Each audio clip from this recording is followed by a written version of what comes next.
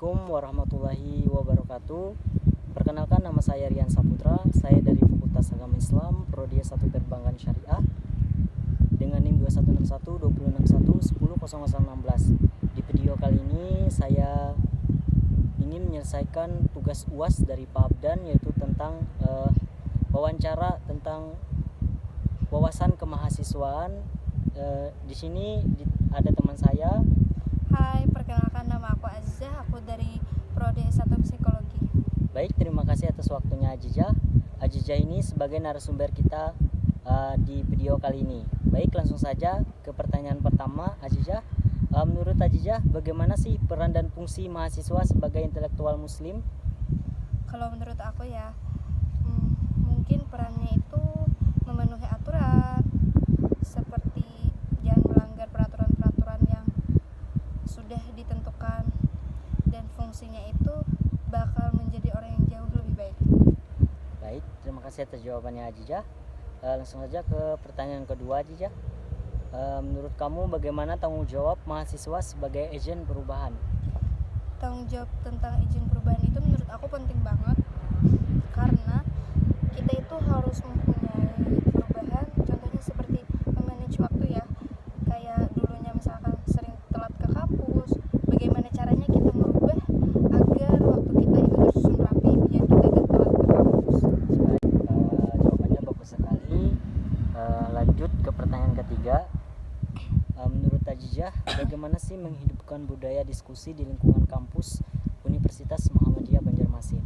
Oke, kalau menurut aku menghidupkan budaya diskusi, contohnya seperti ikut organisasi, karena di sana pasti banyak akan membangun relasi sama teman, pelajaran dan wawasan luas itu pasti akan muncul di sana. Baik, Azizah di kuliah di Universitas Muhammadiyah sekarang ini mengikuti organisasi apa? Kalau awal sendiri mengikuti organisasi Tapak Suci, UKM sama PKM.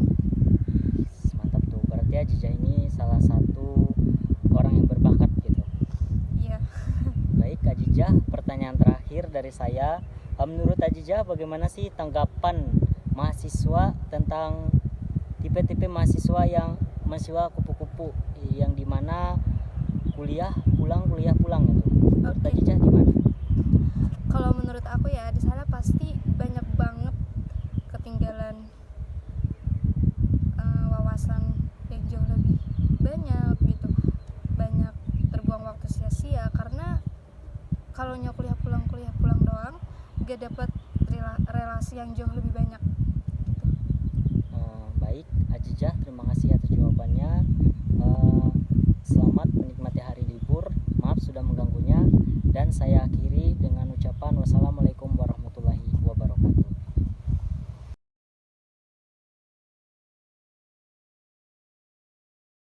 Apa peran dan fungsi mahasiswa sebagai intelektual muslim? Peran mahasiswa sebagai intelektual muslim adalah untuk menjadi orang yang bermanfaat, karena sebaik-baiknya manusia adalah orang yang bermanfaat. Bagaimana menghidupkan budaya diskusi di lingkungan kampus menurut Anda sendiri? Mungkin kita dapat melakukannya dengan cara berdiskusi bersama sesama mahasiswa, dosen, atau akademis lain yang bisa menciptakan interaksi positif dan kemajuan intelektual, salah satunya dengan berdiskusi.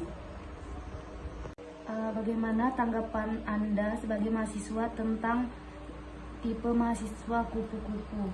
Menurut saya pribadi sih nggak ada salahnya mau jadi mahasiswa kupu-kupu ataupun kura-kura, karena yang paling penting adalah responsibility-nya terhadap orang tua yang membiayai kita kuliah atau terhadap kehidupannya kita sendiri.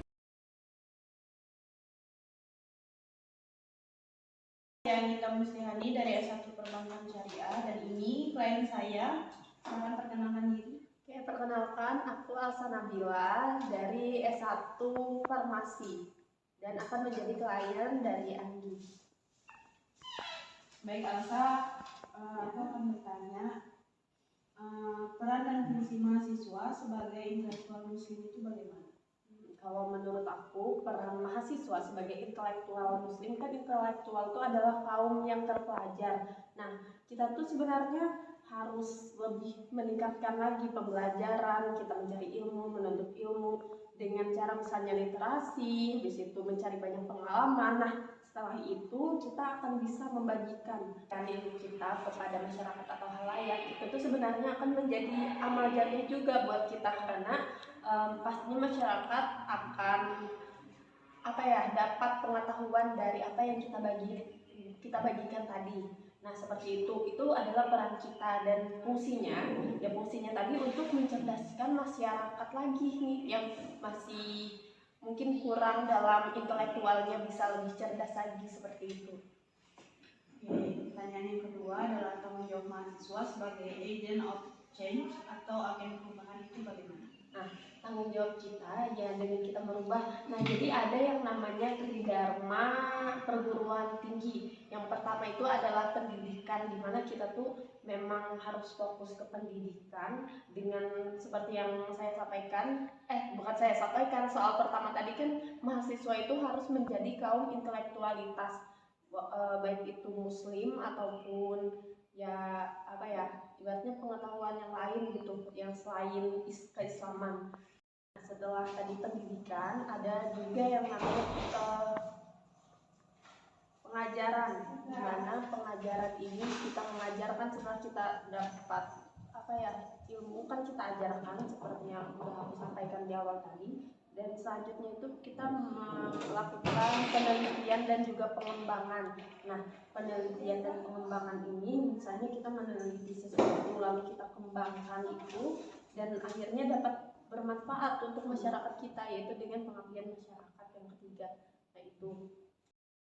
Oke, selanjutnya pertanyaan yang ketiga, bagaimana menghidupkan budaya diskusi di lingkungan kampus UM Banjarmasin? Oke, seperti yang kita tahu sekarang mahasiswa tuh banyak mager, malas gerak gitu. Karena mahasiswa sekarang tuh kayak lebih suka ya belajar aja deh, nggak usah ikut berkegiatan. Nah, sebenarnya kita sebagai sepantaran kan gitu, teman sebayanya tuh harus mengajak mereka, ayo dong ikut berorganisasi. Nah, di mana di organisasi itu tuh kita dapat lebih bisa mengasah untuk diskusi, debat dan lain-lain. Debat dalam artian yang baik lah, jangan debat yang sampai lupai juga. Nah, setelah kita masukkan ke organisasi, di sana pastinya mereka dapat dapat belajar, karena kan sekarang skill yang paling pertama dicari orang sekarang itu adalah public speaking yang baik. Nah, jadi bagaimana kita membuat mahasiswa kita semuanya tuh bisa mempunyai skill public speaking yang baik begitu. Terus pertanyaan yang terakhir adalah bagaimana tanggapan Alsa tentang mahasiswa yang kuliah pulang. Nah, ini seperti yang sudah saya singgungkan yang di atas tadi. Nah, kalau menurut aku sih jangan sampai ada mahasiswa yang cuma kuliah pulang, karena kan kayak sebenarnya kita masih banyak kegiatan, apalagi kan seperti yang kita tahu kan dana dari universitas untuk kegiatan entah itu ormawa, orkom, kayak BEM, UKM dan lain-lain itu banyak untuk kita, dan rugi kalau kita nggak pergunakan itu teman-teman, karena kita sebagai mahasiswa punya hak di situ. Kita di sana ada bercampur uang kita lah, nggak mungkin kita kayak rugi gitu kalau nggak ikut. Nah, karena apa? Itu kan dapat mengasah nantinya habis speaking kita, gitu, sosialisasi kita kepada teman-teman, dan tentunya kita mempunyai uang relasi gitu. Sekian. Oke, sekian. Terima kasih Alsa. Wassalamualaikum warahmatullahi wabarakatuh.